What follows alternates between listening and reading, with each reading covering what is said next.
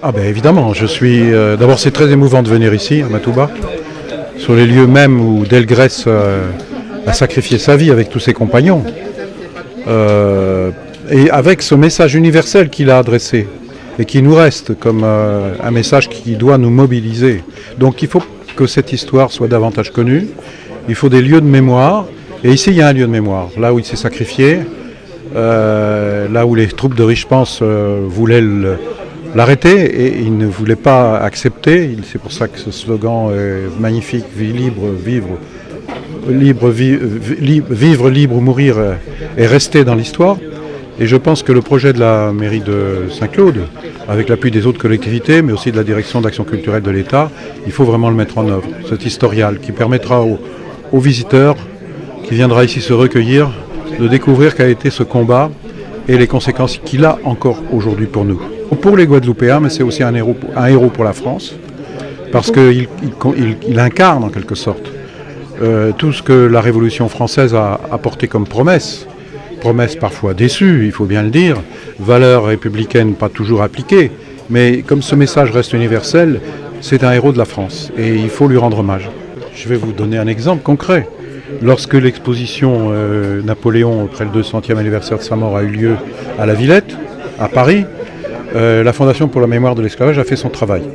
Parce que l'exposition n'envisageait pas d'évoquer dans le parcours du visiteur le rétablissement de l'esclavage en 1802. Pour nous, ça aurait été une grave faute à la mémoire de toutes ces personnes, des millions de personnes mises en esclavage.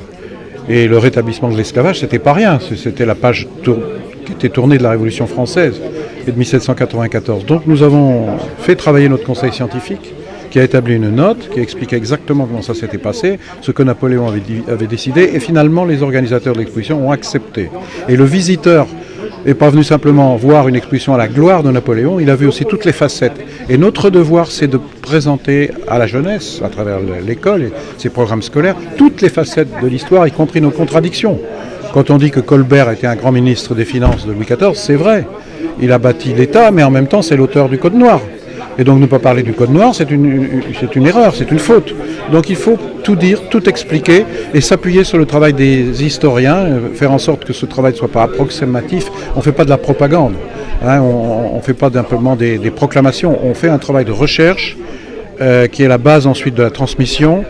On le fait avec les historiens, on le fait avec les autres disciplines, on le fait avec les archéologues, on le fait avec les archivistes. On va chercher la vérité, mais rendre la vérité visible, c'est rendre justice à ceux qui ont souffert et qui ont été victimes de cette mise en esclavage, de cette abomination qu'a été la traite et l'esclavage. Moi, je suis revenu en 2013 comme Premier ministre, j'avais inauguré à Saint-Claude l'université, et puis je suis revenu en 2019 pour présenter le projet de fondation, et là je reviens, accueilli chaleureusement par Madame la maire et son conseil municipal à Saint-Claude. Je vous dirais que ce n'est pas sans émotion. Parce qu'effectivement, à chaque visite, je découvre des choses nouvelles et je découvre aussi des gens formidables qui ont envie, en s'appuyant sur leur propre histoire, non seulement qu'elle soit reconnue, mais qu'elle serve aussi de levier pour que nous puissions construire ensemble un avenir commun. Bah, écoutez, j'attends une invitation, mais j'ai aucun doute, je suis sûr que je la recevrai. Ah ben oui, c'est un combat, on va dire, de longue haleine. Disons, on ne fait que prendre le relais de ce que M. Nesdouta a essayé de faire en 1948. Vous voyez, le temps qui s'est écoulé. Et avec la visite du président de la Fondation du patrimoine, de la mémoire de l'esclavage, je pense qu'on est sur de bonnes voies. Mais on est aussi sur de bonnes voies parce qu'il y a un comité de pilotage qui travaille, disons, activement et sereinement, et scientifiquement aussi, sur ce projet-là, et auquel participent bien sûr M. Bellénus, M. Lafleur, qui sont à la limite ceux qui nous guident là-dessus. On devrait pouvoir donc parvenir à on va dire à la vérité. La vérité m'est établie, c'est bien sur ces terres-là, c'est bien ces lieux qu'il y a eu le sacrifice de Delgrès. Maintenant que l'hypothèque, à la limite, où les doutes seraient levés, il faut passer à la phase, on va dire, pratique, hein, la phase opérationnelle, qui serait maintenant l'appropriation du terrain et lancer, disons, les études, on va dire, architecturale, qui nous permettrait de rendre un peu, disons, vive et vivante cette mémoire-là. Et c'est disons, une rencontre, on va dire, féconde, parce qu'on a à la fois le plasticien qui a fait les travaux sur le fort d'Elgrès, qui pourrait être aussi d'un grand secours pour nous aider à magnifier l'espace. Et bien sûr, il faut prier pour que d'ici quelques années, la Guadeloupe, la Caraïbe, l'univers même, est un lieu, reconnaisse ce lieu-là, car il n'y a pas de l'œuvre de Delgrès, j'appelle ça une œuvre, il n'y a pas d'équivalent historique ailleurs.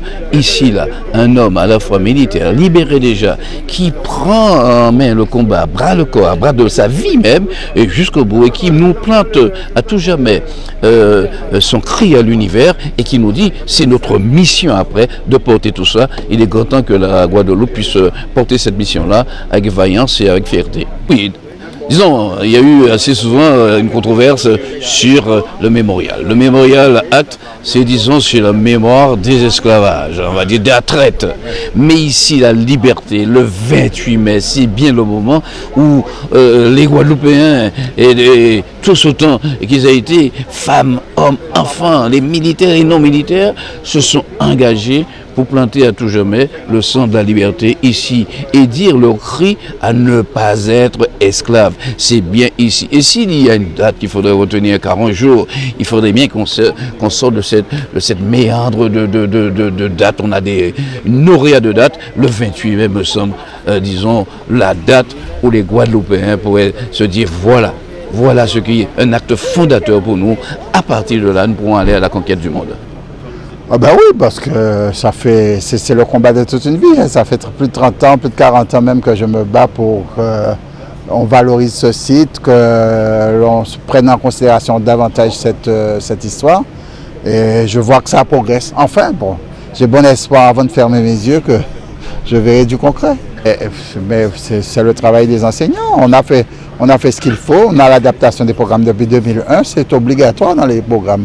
Le problème, c'est que nos enseignants sont tellement frileux, ils font pas toujours le travail, mais normalement, c'est obligatoire. Ce sera fondamental. Je crois que ce sera une occasion pour que toute la Guadeloupe puisse venir communier autour des héros de 1802. À ce moment historique de faire venir l'ancien Premier ministre, qui est aussi le président de la Fondation, sur le territoire, pour pouvoir bien sûr tenter de dénouer un peu l'histoire de Saint-Claude, l'histoire de Delgrès. Alors vraiment, je suis avec le concours de M. Brédan, qui est aussi le représentant de la Fondation Guadeloupe, de Brigitte Rode, nous avons pu faire venir jusqu'à Saint-Claude. Je dirais jusqu'à Saint-Claude parce que ce n'était pas dans son programme. Alors voilà, pour nous, c'est une très belle réussite et vraiment, c'est une visite qui inaugure de bonnes choses pour l'avenir de Delgrès. C'est ce que nous souhaitons depuis 2004. Depuis 2004, le député actuel qui était maire de Saint-Claude ne cesse de se battre justement pour faire sortir Delgrès de cette bananerie. Alors je croise les doigts et je suis convaincue que nous y arriverons.